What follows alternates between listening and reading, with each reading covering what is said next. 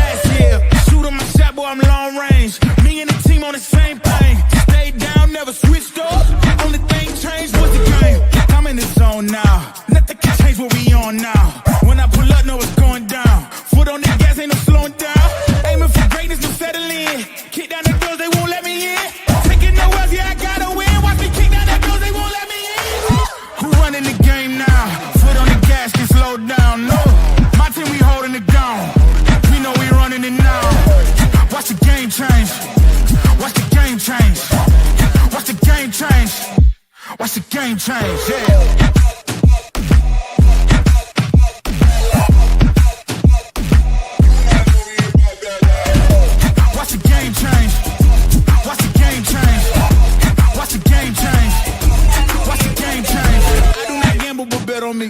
Tell them this life, yeah, it's still of it. I'm taking a shot for my enemies. I can't waste no more time on my energy. I know they know I got it on lock. Go against me, that's a long shot. Cause I'm counting wins all around the clock. Never doubt me, boy, I don't stop. Who do you feel when they make you the monster? I am not scared of none of you imposters. Taking the lead now while they watching. Think you should leave now while the option. Taking no L's, yeah, I gotta win. Watch me kick down the doors, they won't let me in. Who running the game now? Foot on the gas, can slow down, no. Welcome to another edition of the It's Cavalier podcast. It is your boy Mac, and tonight is not a night to rejoice in regards to the Cleveland Cavaliers. This was not a pretty game by any stretch of the imagination. The Cavaliers dropped a very winnable game on the schedule to an Atlanta Hawk team who, in my opinion, is far inferior. That said, this is the NBA. This is a professional sports franchise that they faced, and you can lose on any given night. And that's exactly what happened. Cavaliers lost 135-124 to an Atlanta Hawk team that shot uncharacteristically well from three-point distance. We're going to dive into it all, but man, oh man. Man, oh man. I'll just say this. At 17-2, I am not going to use tonight's loss to panic at all. Cavaliers are still in a great position moving forward. They will face this Atlanta Hawks team again, if I am not mistaken, on Friday night. But tonight was not a good night at all. Couple of things that really disturbed me. Number one, as it all, everybody saw it. Everybody saw the three-point defense. It continues to be something that haunts the Cavaliers. Continues to be something that is worrisome. And this game, for what it's worth, it started off completely different than it finished. The Cavaliers got off to a 10-0 start to begin the game as Atlanta missed their first seven shots. No lie. And then after that 10-0 start, they built a lead as high as 19 points. But the Hawks were allowed to close the gap, going on a 24-5 run to end that first quarter. It just felt like it was raining triples. It was a huge reason why they kept it close for so long. Atlanta shot 10 of 23, 43.5% from distance in the first half alone, which is weird because they entered the game shooting just 34% from three-point range, which is good for 22nd in the entire league in that area. And you know what? They would end up shooting 48% on the night, 14% higher than their season average. This to me may be an anomaly, but as you guys know as well as I do, a team's best friend in relation to three-point shooting is an opponent that allows their opposition, much as the Cavs do, to shoot well from three-point distance. And the Cavs, they fit that, right? They fit that bill. The Cavs entered tonight allowing opponents to convert on over 37.8% of their triples. Tonight, they allowed Atlanta to make 20. And it came from everywhere. I mean, seriously, it came from all over the Hawks court. You got Trae Young, was not great at all from three-point distance, just 3 of 13, but he made the ones that counted. Jalen Johnson, 2 of 4. Dyson Daniels, a player that I remain intrigued with, especially on the defensive end, 2 of 3. Zachary Sachet, 3 of 6. And probably the most important of all for Atlanta tonight, DeAndre Hunter, a potential Cavs trade target in the past offseason. 26 big points off that bench, including 5 of 9 from three-point distance. Bojan Bogdanovic, 3 of 5 from three-point distance off the bench. I mean, there's you name it. It just felt like the Cavaliers were not defending the three-point line at all. Felt like the Cavaliers could not get out there fast enough. Rotations were kind of icky out there. There were the closeouts not as crisp as you would like to see. There were many wide open looks, and I'll be very curious to see just how many wide open attempts Atlanta got tonight. Maybe my eyes are deceiving me, but it felt like so many attempts were wide open. It just did not feel good at all. That Atlanta Hawks bench destroyed Cleveland tonight. You got DeAndre Hunter, who went off for 26, Onyeka Okongwu for 10, Bogdanovic for 17, Buffkin for 9. I mean, they scored a shit ton of points off that bench. To Cleveland, I mean, Cleveland did get some decent contributions from individual players, but they didn't necessarily shoot the ball too well. Didn't necessarily shoot the ball too well. And honestly, that was the case throughout the entire game for Cleveland. Just 15 of 48 from three-point distance. That's good for 31%. Not something that is going to win you many games quite often, especially when you allow the opposition to shoot damn near 50%. But I'm not going to use tonight's loss to shit on the team, because at 7-2, I still feel really good about the direction that they're facing. But it's close to an inexcusable loss, but I'm not going to quite go there. You're going to have games like these, I suppose, on your schedule where everybody walks in feeling like they're beatable. But again, this is what I've said time and time again to begin the season, is that you never want to take your opponent too lightly, because on any given night, a team that we all consider and deem to be inferior to our own can beat you. We've seen it time and time again throughout numerous NBA seasons, and that's exactly what happened tonight. The Cavaliers, they did not shoot well tonight, and it cost them big time. Donovan Mitchell, despite putting up 30 points, 4 rebounds, and 7 assists, shot poorly. 10 of 24 from the field, including 4 of 14 from three-point distance. There was a period throughout the fourth where I thought maybe, just maybe, Donovan and company would have been able to close this one out, because they did take a lead, right? They had a lead, but it just evaporated so quickly due to a key number of plays down the stretch and some good shot making on Atlanta's part. And you heard, Kenny Atkinson say it. Talked about, did the scoring inside by Atlanta because of the back cuts, all the back cuts. The stellar 3-point shooting led to Atlanta eating Cleveland alive down the stretch due to some of those back cuts at the rim. Horrible, just not good. On the free throw line, something that definitely cost the Cavs tonight as well. 21 of 28, just 75% of their freebies to Atlanta's 92%. They were 23 of 25. The rebounds, 51 to 44. We got beat on that front as well. And you can say what you want about the fouls. I definitely felt as if there were some fouls out there that probably should not have been called. I felt like some of it was grifting at times, but this is the style of the Atlanta Hawks, and it works for them very well at certain times. The play down the stretch by Ty Jerome, who stole the ball, then ran out in transition and knocked down a triple, that really had me going. That was definitely something that I was thinking, is Ty Jerome going to give them a spark? And he nearly comes down on the next possession and nearly steals the ball away from Trae Young again. And then Trae fucking travels. I'm sorry. That was a damn travel. I don't know if anybody in the comments disagrees, but I saw travel. I saw at least 3, 4, 5 steps out there, and the refs did not call it. There are going to be certain games, it's on our home court too. That's what pisses me off. But there will be specific games in which calls do not go your way down late. But I will say this. That was a fucking travel if I ever saw one. Just absolutely abysmal.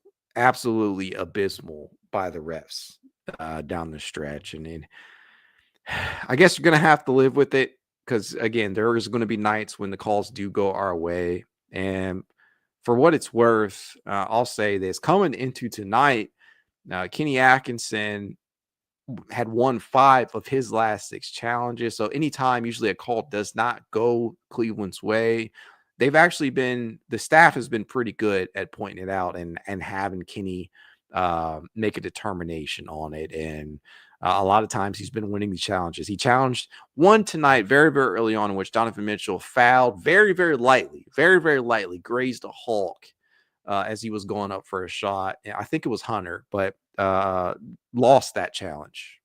Hasn't happened very much this season, but there's going to be certain times where the calls do go Cleveland's way. Tonight, though, that was a damn travel if I ever saw one. You can't not talk about the night that Trae Young had from a facilitation standpoint, right? 20 points, 22 assists. I believe they said it is the season high across the NBA. And that's actually right after Elfrid Payton's, right? Can't not feel happy for that guy over in New Orleans who Cavs just faced. He's been putting up some good numbers, putting together some good stat lines over there, and hopefully he's played himself into a new contract with somebody, if not New Orleans, for the upcoming season once the offseason hits. But got to feel good for that guy. But tonight, 22 assists for Trae Young is insane. And you know what? Trae plays the Cavaliers very, very well. I posted his career numbers against Cleveland earlier on. And prior to tonight, in 18 career matchups, he'd gone just 8-10. So he'd lost more games than he won. But from a statistical standpoint, Trae has been very, very good against Cleveland in many respects. 25.7 points per game, 9.2 assists. That's something that he has always done very well against Cleveland. He finds the open shot makers. 1 steal. He has turned the ball over 3.6 times per game in those 18 contests, but he's also conversely shooting very well too. 44.7% from the field, including 40.6% from 3-point distance, 82% from the free throw line. True shooting percentage of 59.1%. Trae has managed to definitely get on the nerves of many a Cavalier fan out there. But, tonight he got it, right? He got it. 22 assists, didn't shoot the ball well at all, but he made sure to put the ball in his guys' hands, and they made their shots. Sure enough, again, 48% from 3-point distance was Atlanta tonight. And you know what? All you can do is just chalk it up, man. Chalk it up to an L in a season where the Cavaliers have had very few L's, just 2 now on this season. I mean, what else is there to say? I mean, seriously, but giving up 135 points to Atlanta does not feel good. Allowing them to shoot so well does not feel good. Allowing them to out-rebound you does not feel good. And it did feel like the Cavaliers kind of got sucked into playing their style of play tonight, and that wasn't good. The pace definitely favored them at certain points. The Cavaliers did score 100 points for the 19th straight game. Still haven't dipped below 100. So I don't know if that points to the fact that offense is just running rampant across the league now, or Cleveland is just doing something that's really, really damn good on the offensive end, because that should absolutely be enough to win you a game despite shooting just 31% from 3-point distance. Reaper 23 says, good game plan against Trae, scoring however the role players showed up. They absolutely did. Again, DeAndre Hunter was probably the most frustrating tonight as he drilled 5 triples, scored 26 big points off the Hawks bench. He absolutely showed out, and there's huge reason why, just watching him play, why many people believe that a player like DeAndre Hunter would be perfect for the Cavaliers. John Bontea says, that's all an effort issue. I feel like we just didn't try, maybe saving it for Friday. I don't think so. I mean, they play this very same team again on Friday, and you don't play against Boston until Sunday, which I think we're all looking forward to that matchup. But, man, I'll tell you what. They definitely played uninspired ball at certain points. They got off to that hot start again, 10-0 start to start the game, and they eventually held a 19-point lead, but just could not hold on to it. The 3-point shooting really was king tonight for Atlanta. I'll tell you what. In and out of the abyss says he takes a lot of AIs against us and always passes his stats in pads his stats in garbage time. I got what you're saying. It says a lot of L's, but pads the stats. Well, tonight, obviously, that was not the case. He got the stats in a 20-20 game, and he got a W. Nate says, I promise we tried. Reaper 23 says the team really needs a backup big who can shoot. Niang just isn't cutting it.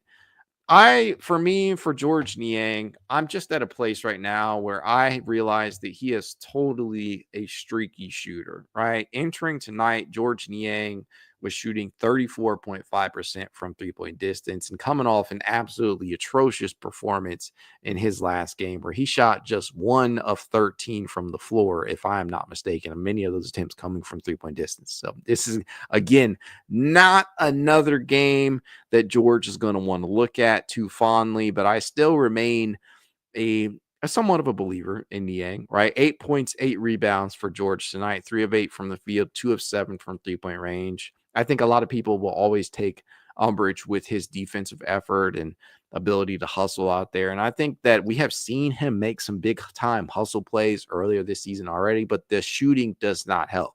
In a game where the Cavaliers as a team are not shooting well, to see Niang not shooting well, I think it just continues to frustrate.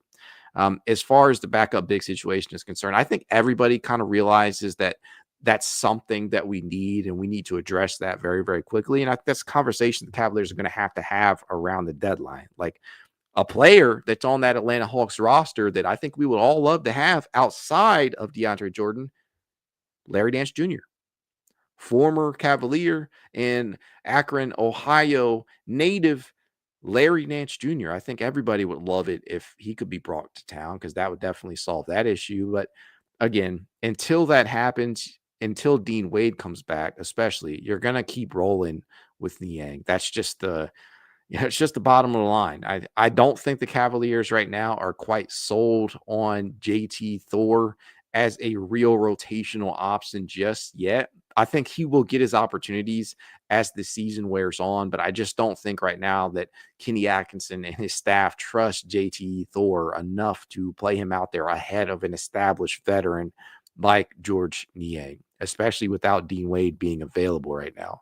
B. Skrill says, yeah, I can't get mad at this loss. Definitely one of those bad shooting nights for the Cavaliers. It's going to happen, right? This definitely felt like trap game territory for a team that got off to 17-1, but it was winnable.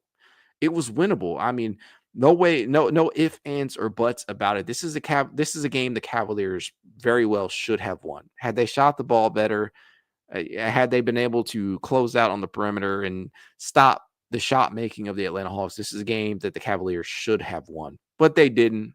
It happens. I'm not discouraged in the slightest. John Turner says they kept doubling Trey and leaving shooters wide open. Trey is one of those players, honestly, that sometimes demands doubles. You forcing his role. You're forcing the players outside of Young to step up, and that's what they did tonight. And you got to give them their respect for that. It's just something that happens. John Bontea says, again, agreed we can do without him, especially after he didn't dump truck Tatum. I am assuming that's in regards to George Niang.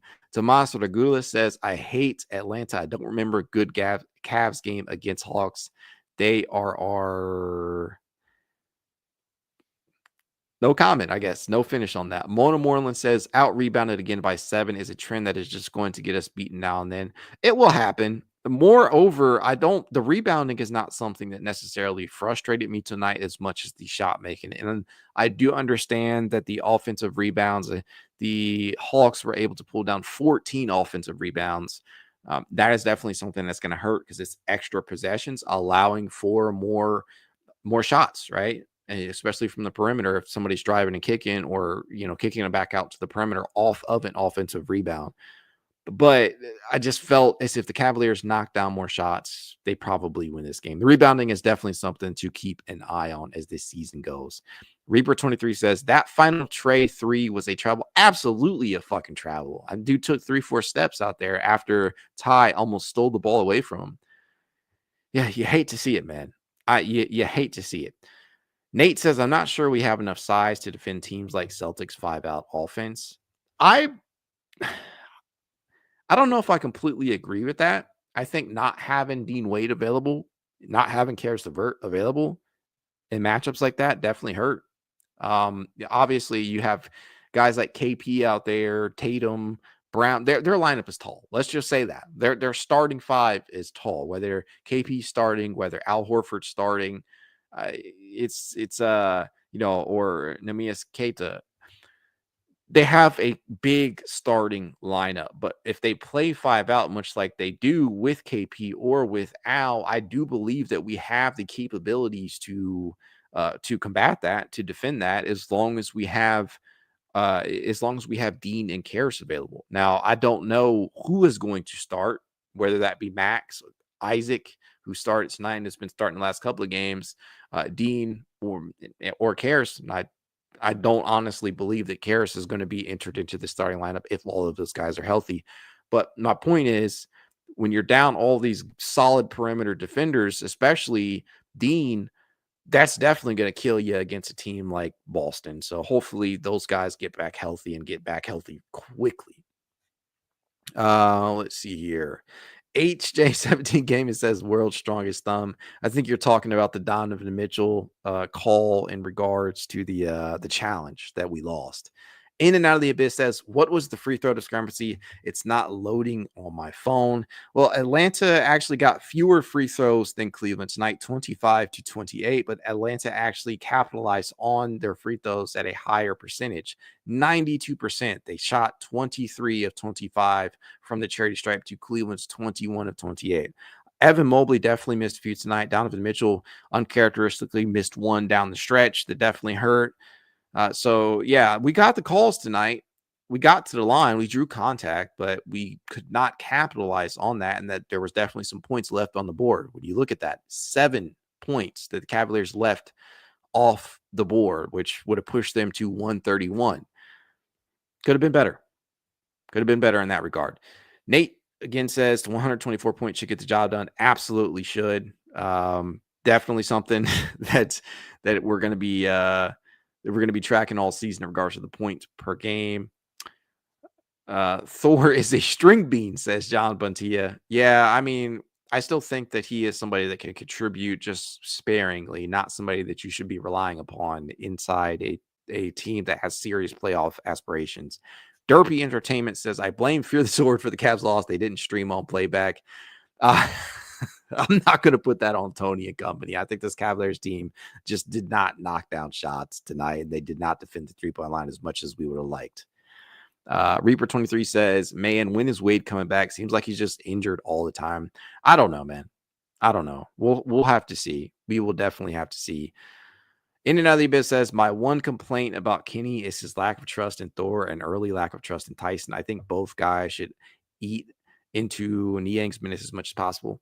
I don't see it that way, to be honest. Niang is an established veteran who, for his career, shoots about 40% from three-point distance, which you absolutely need out of your front court, especially considering that neither Jarrett nor Evan space the floor consistently at a high percentage. So you need somebody to go out there and provide you some gravity, which Niang does, despite not knocking down a number of shots to begin this season, especially considering your other option out there that could spell those guys is Dean Wade, and he's not healthy. So to get to be upset with Kenny at not necessarily relying upon a young unproven player in JT Thor, who is not, from a historical standpoint, knocked down shots very, very highly at a high percentage from three-point distance in JT Thor, to me, it's understandable. Remember, don't be fooled by what you've seen in 2 games and in Summer League, and we'll say Summer League, 2 regular season games and Cleveland Charge games. Do not be fooled by what you've seen from that. He is still just a 32.6% shooter from three-point distance. I think we all believe in his long-term development, but the Cavaliers obviously still believe in Niang for a reason. I think that reason is the floor spacing that he brings to the equation in ways that some of the other options on the roster flat out just don't. So to me, it's understandable. Tyson, on the other hand, he's getting minutes, but honestly, what can you say? If Karis LeVert is healthy, if Max Strus is healthy, if Isaac Okoro is healthy, if Dean Wade is healthy, there is not really room for a Jalen Tyson just yet. It's why many people have contemplated trading one of those guys, whether it be LeVert, who to me is probably the most likely candidate, or even Max Strus, which I don't think the Cavaliers in any shape or form are considering. But it's why fans have pondered that, right? Because there's not really a role for him. The reason why he's getting rotational burn right now, he has earned it to a certain degree, but there are players ahead of him who are at this point in their careers much better. So it's a tough thing to really place on Kenny Atkinson. I think he's doing the right thing. John Bontia says we always let the nobodies hit 5 triples. Yeah, it's tough, man. I think AJ Brown, I think it was AJ Green. AJ Green. I'm thinking Philadelphia. AJ Green, I think it was for the Milwaukee Bucks. And then Jose Alvarado. There's a whole bunch of players who have shot very, very well against Cleveland this season. It's been well documented. In and out of the abyss says, I know I'm typing a lot, but do you think Darius is healthy? He seems indecisive since Boston. I mean, he was definitely feeling I think he was definitely ailing during and after that Boston game, but it's not as if we haven't seen Darius play through these stretches, right? 19.7 assists, 2 of 7 from 3-point distance tonight from a statistical standpoint. But if you're talking about some of the indecisiveness that we've seen from him since, I don't know. I just think that the team is still trying to figure a couple of things out with the dynamics in regards to the touches and what works versus what doesn't work. But more often than not, Darius is making the right plays. He's just not knocking down the shot over these last couple games the way that he was to begin the season. But I think it'll come back around. It definitely will. I mean, you look at Donovan. Donovan went 4 of 14 from 3-point range tonight. Shot just was not falling. And really, that's all that there was to it. He says, in all honesty, we need to move on from Niang. I think many people in the fan base probably share that mindset. I'm not there, to be honest with you. I'm not. I think Niang still has a place on this team for now. Long-term future, I don't know. But without a better option out there, without really, because I don't think you're going to get somebody better than Niang without moving a big piece on this roster, whether it's Max or Karis or Craig Porter Jr. I don't think that you're going to be able to secure a better option in the front court that can space the floor, because that's important, without sacrificing a big piece. So I think holding on to Niang is probably the best thing right now until you can secure the services of a player that can do those things at least a respectable rate. I don't know. Nate says we should be able to win games shooting 32%. I don't like that excuse because the nature of 3-point shooting is you might average 41%, but that could be 55% one night, 32% in the next. It's not necessarily that we shot 32%. We scored a high number of points tonight. It's the fact that we allowed Atlanta to shoot very, very hot. It's a combination, a culmination, if you will, of these things. It's not just the fact that we shot so poorly. It is also the fact that Atlanta shot uncharacteristically well tonight. Again, Atlanta entered tonight shooting just 34% from the 3-point line. That is the 22nd best rank in the league. It's not good at all. But as we know, the Cavaliers are allowing teams to shoot very, very well. And those two do not mix. Probably the inverse of that. Those two go hand in hand. If you enter into a game and you do not defend the 3-point line, it doesn't matter how poorly a team has shot all season. They're going to take those shots, and more often than not, they're probably going to make them, which has been the case against this Cavaliers team for numerous opponents now. So you hate to see it, but that in combination with the Cavaliers' poor shooting is what led ultimately to their defeat tonight. You hate to see it, but it happens. We should have won. It's a game that was totally winnable. Cavaliers did have a lead in the fourth quarter, but they could not close the game, and they allowed Atlanta to hang in it all night long because of that three-point shot. Again, they drilled 20 triples on the Cavs. Not great. Nate says, I think Kenny is preaching defense more than anything. He should. The perimeter defense is something to be concerned with.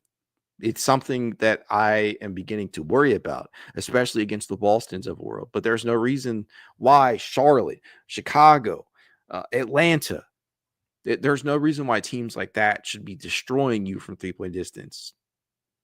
It just shouldn't happen. AJ says, I'm a Hawks fan, but I'm here just wondering, how do you think your bigs played? It seemed like to me they were dominating Okongwu and Capella on the glass and inside on offense and defense.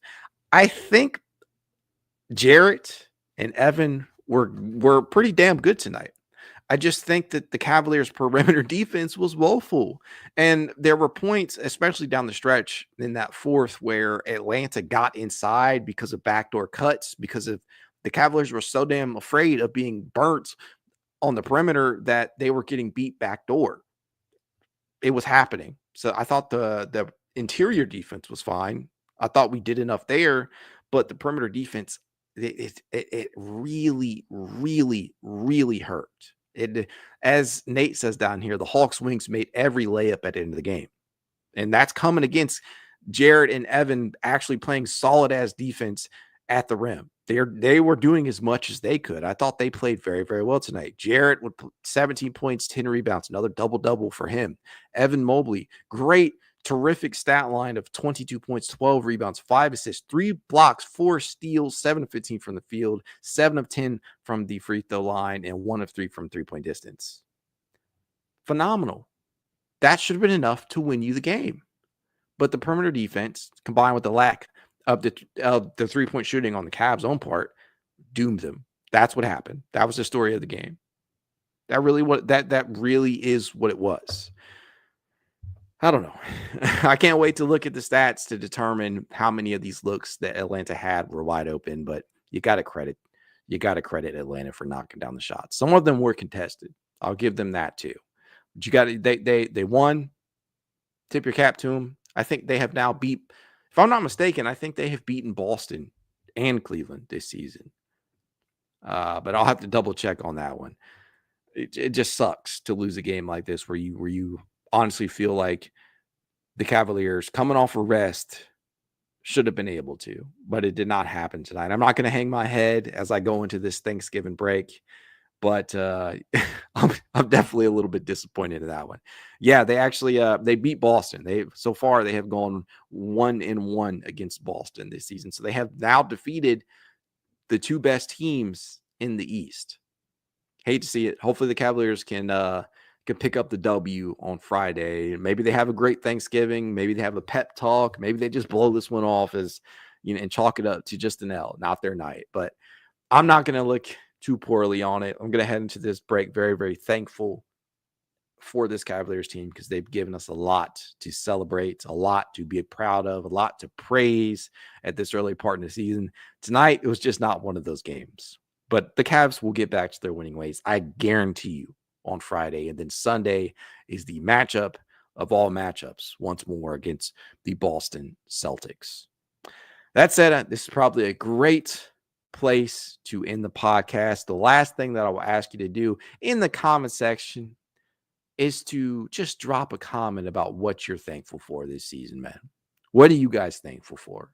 I'll tell you right now, after my near-death experience this past weekend, I am thankful for a lot of things. My family is at the forefront of that. I love my family very much. I will be spending a lot of time with them tomorrow and throughout the weekend. And I hope you guys will be doing much the same. But let me know what you're thankful for in the comments below. If you'd like to reach out to me, you know how you can. It's Cavalier_pod on Twitter, TikTok, Instagram, YouTube, and more. If you want to be added to the It's Cavalier Discord chat, you know what to do. Leave a rating, leave a review, send a screenshot of the review to It's Cavalier53@gmail.com, and I will send you said invite. If you're watching over on X, go over to YouTube right now. Hit that like button. Subscribe if you're not a subscriber. Hit that notification bell so you never miss a beat when I go live. If you're on YouTube, do much the same. Hit that like button. Go Cavs.